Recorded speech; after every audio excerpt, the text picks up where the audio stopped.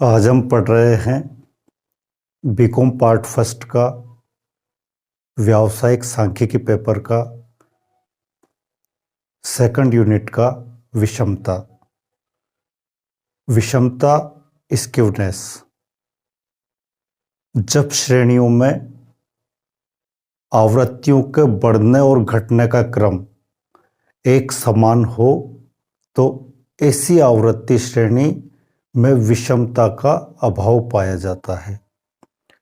आवृत्तियों के बढ़ने और घटने के क्रम में जितना अंतर पाया जाएगा या जितनी असमानता पाई जाएगी उस श्रेणी में विषमता उतनी ही अधिक होगी।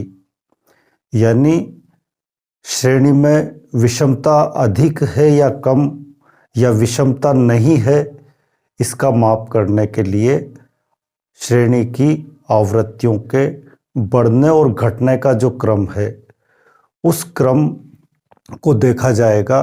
यदि आवृत्तियों के बढ़ने और घटने का क्रम एक समान है तो इसका मतलब उस श्रेणी में विषमता का अभाव है।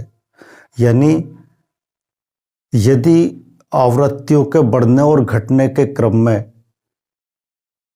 कुछ विशेषताएं पाई जाए तो ऐसी श्रेणी में विषमता का अभाव पाया जाता है। यदि आवृत्तियां जिस क्रम में बढ़ी है और उसके बाद सबसे बड़ी आवृत्ति आने के बाद आवृत्तियां उसी क्रम में घटी है तो ऐसी श्रेणी में विषमता का अभाव पाया जाएगा, विषमता नहीं होगी। यदि श्रेणी की सबसे बड़ी आवृत्ति श्रेणी के मध्य में हो तो ऐसी श्रेणी में विषमता का अभाव पाया जाएगा। यदि श्रेणी के पहले जो सबसे बड़ी आवृत्ति है उस सबसे बड़ी आवृत्ति के पहले वाली आवृत्ति में और बाद वाली आवृत्ति में अंतर जीरो है, यानी सबसे बड़ी आवृत्ति के पहले वाली आवृत्ति और उसके बाद वाली आवृत्ति दोनों समान हो या उन दोनों का अंतर जीरो हो तो ऐसी आवृत्ति में भी विषमता का अभाव पाया जाएगा। और यदि श्रेणी में सबसे बड़ी आवृत्ति श्रेणी के बिल्कुल मध्य में आए और एक ही बार आए तो वो उस श्रेणी में भी विषमता का अभाव पाया जाएगा। यानी श्रेणी में आवृत्तियों के बढ़ने और घटने का क्रम एक समान हो, सबसे बड़ी आवृत्ति श्रेणी के बिल्कुल मध्य में हो, सबसे बड़ी आवृत्ति के पहले और बाद की आवृत्तियों में अंतर बराबर जीरो हो और सबसे बड़ी आवृत्ति श्रेणी में केवल एक ही बार आती हो। यदि ये सभी विशेषताएं किसी श्रेणी की आवृत्तियों के बढ़ने और घटने के क्रम में पाई जाए तो ऐसी श्रेणी में विषमता का अभाव पाया जाता है। और जब आवृत्तियों के बढ़ने और घटने का क्रम समान हो यानी विषमता का अभाव हो आवृत्तियों में और इन आवृत्तियों को ग्राफ पेपर पर अंकित किया जाए तो जो ग्राफ बनेगा वो बनेगा घंटी के आकार वाला। यानी ये सबसे पहला जो वक्र है यह है घंटी के आकार वाला। इस स्थिति में आवृत्तियां एक निश्चित क्रम में बढ़ रही है और फिर उसके बाद सबसे बड़ी आवृत्ति आने के बाद आवृत्तियां वापस उसी क्रम में घट रही है। तो इस स्थिति में घंटी के आकार वाला प्रसामान्य वक्र बनेगा यदि आवृत्तियों को ग्राफ पेपर पर अंकित किया जाए। और इस स्थिति में विषमता का अभाव पाया जाएगा। इसको प्रसामान्य बंटन कहेंगे या सममित बंटन कहेंगे और इस बंटन में विषमता बिल्कुल नहीं होगी। ऐसे आवृत्ति बंटन में समांतर माध्य, मध्य का और बहुलक के मान बराबर होंगे। यानी समांतर माध्य, मध्य का और बहुलक तीनों बराबर होंगे। एक्स बार बराबर एम बराबर जेड, यानी एक्स बार एम और जेड। एक्स बार यानी समांतर माध्य, एम यानी मध्य का और जेड यानी बहुलक, इन तीनों के मान समान होंगे। इसके अलावा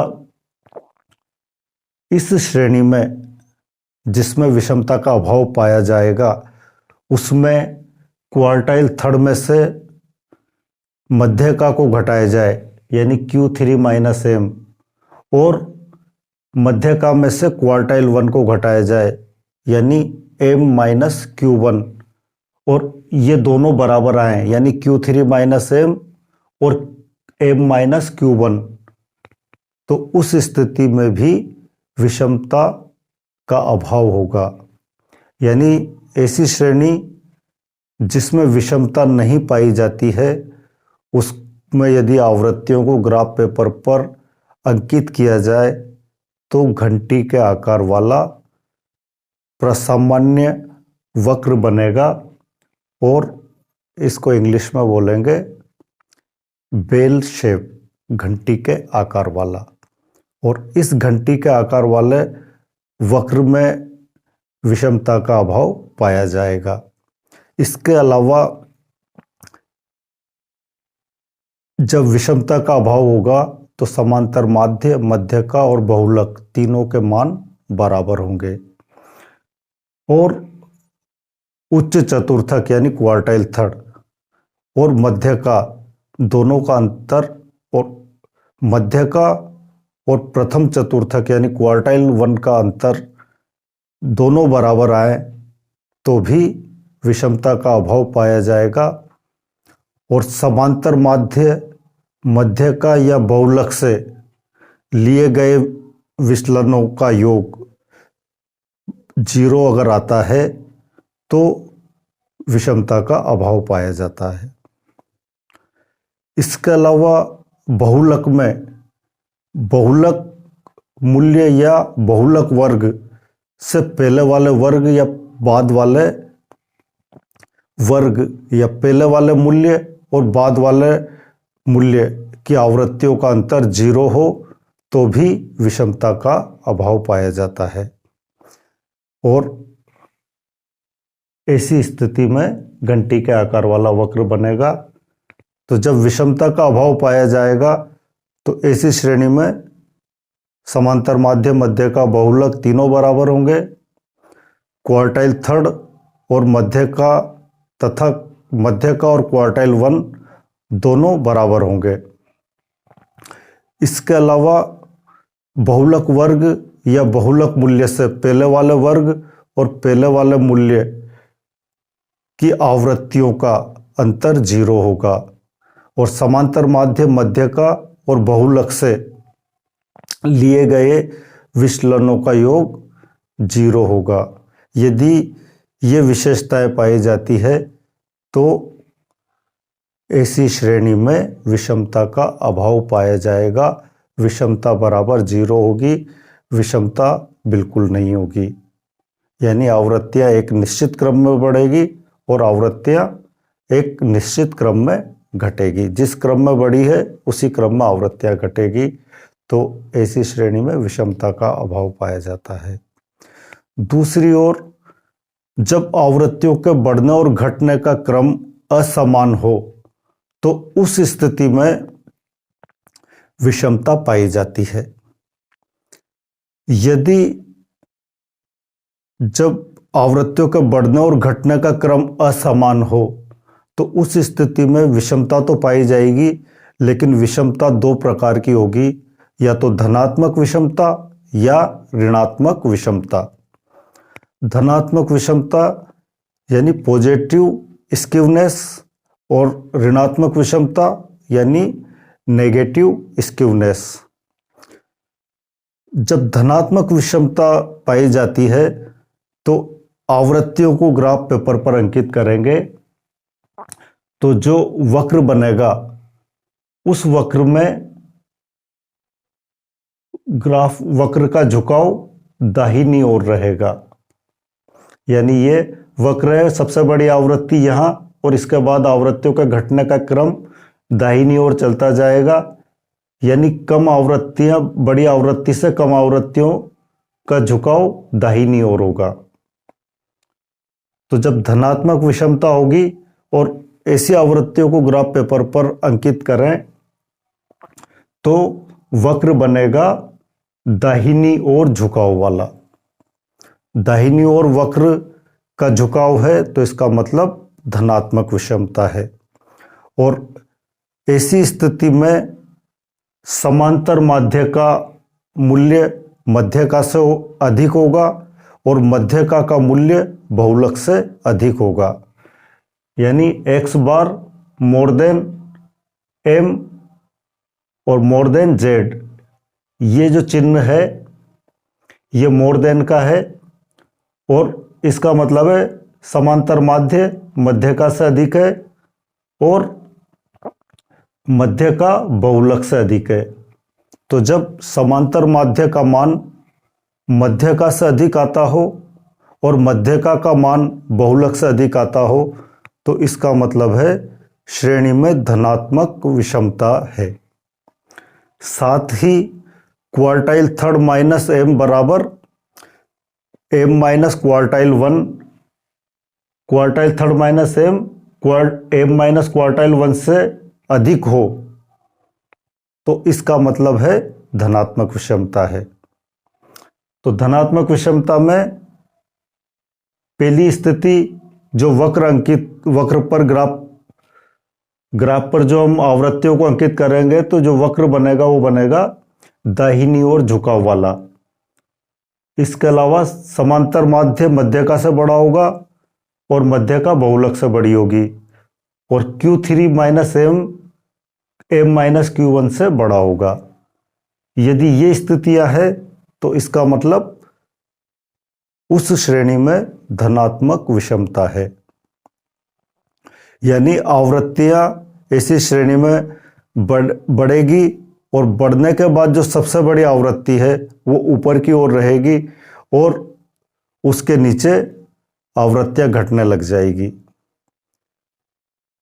यदि ग्राफ पेपर पर आवृत्तियों को अंकित करने के बाद वक्र का जो झुकाव है वो बाईं ओर रहे तो वो ऋणात्मक विषमता पाई जाएगी ऐसी श्रेणी में। और ऐसी श्रेणी में सब बहुलक का मान सबसे अधिक होगा और समांतर माध्य का मान सबसे कम होगा। बहुलक मध्यका से बड़ा होगा और मध्यका समांतर माध्य से बड़ी होगी। और इस स्थिति में Q3 माइनस m से बड़ा होगा m माइनस Q1, यानी मध्यका में से Q1 घटाने पर जो मान आएगा वो Q3 माइनस m से बड़ा होगा। यदि ये विशेषताएं पाई जाए तो ये स्थिति कहलाएगी ऋणात्मक विषमता की। यानी श्रेणी में विषमता के संबंध में तीन स्थितियां हो सकती है और विषमता का पता लगाया जाता है आवृत्तियों के बढ़ने और घटने के क्रम के आधार पर। और इन तीन स्थितियों में एक स्थिति तो होगी विषमता का अभाव या सममित बंटन या प्रसामान्य बंटन। और जब प्रसामान्य बंटन या सममित बंटन है तो उसमें विषमता बराबर 0 यानी विषमता नहीं होगी। दूसरी स्थिति है धनात्मक विषमता। यदि श्रेणी में समांतर माध्य मध्यका और बहुलक के मान असमान हो और समांतर माध्य मध्यका से बड़ा हो और मध्यका बहुलक से बड़ी हो और Q3 माइनस m बड़ा हो m माइनस Q1 से, तो ऐसी स्थिति में धनात्मक विषमता होगी। और तीसरी स्थिति है ऋणात्मक विषमता की। इसमें बहुलक मध्यका से बड़ा होगा और मध्यका समांतर माध्य से बड़ी होगी और m minus Q1 Q3 minus m से बड़ा होगा। यदि ये विशेषताएं पाई जाए तो ऋणात्मक विषमता, यदि ये विशेषताएं पाई जाए तो धनात्मक विषमता, और यदि ये विशेषताएं हो तो विषमता का अभाव। यानी यह विषमता का माप जो होगा वो होगा आवृत्तियों के बढ़ने और घटने के क्रम के आधार पर। आवृत्तियों के बढ़ने और घटने के क्रम में जितना अधिक अंतर होगा, जितनी अधिक असमानता होगी, जितनी अधिक असममिति होगी श्रेणी में विषमता उतनी ही अधिक होगी। समांतर माध्य, मध्यका और बहुलक में जितना अंतर होगा विषमता उतनी ही अधिक होगी। Q3 माइनस एम और m माइनस Q1 में जितना अंतर होगा विषमता उतनी ही अधिक होगी। यानी विषमता बराबर आवृत्तियों के बढ़ने और घटने के क्रम में जो असममिति है या जो असामान्यता है या जो आवृत्तियों के बढ़ने और घटने के क्रम में जो अंतर है वो अंतर कहलाएगा विषमता। अब इसके बाद हम अगले टॉपिक में पढ़ेंगे विषमता का माप।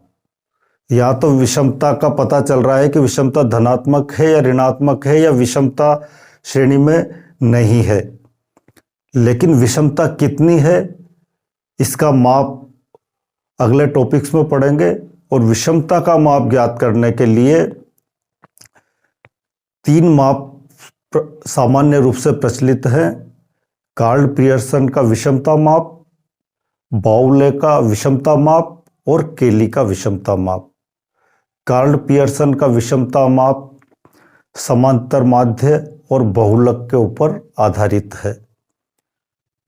बाउले का विषमता माध्य मध्यका और चतुर्थक विचलनों के ऊपर आधारित है और केली का विषमता माप दशमक या शतमक के ऊपर आधारित है। इन तीनों मापों को अगले टॉपिक्स में पढ़ेंगे विषमता के माप में। और यहाँ पर हमने विषमता होगी या नहीं होगी, धनात्मक होगी या ऋणात्मक होगी, और जब धनात्मक होगी तो उसकी क्या विशेषताएं हैं, ऋणात्मक होगी तो उस श्रेणी की आवृत्तियों में क्या विशेषताएं रहेगी, और विषमता नहीं होगी तो उस श्रेणी में क्या विशेषताएं होगी, इन चीज़ों को विस्तार से समझा। अब अगले टॉपिक में हम विषमता के माप पढ़ेंगे।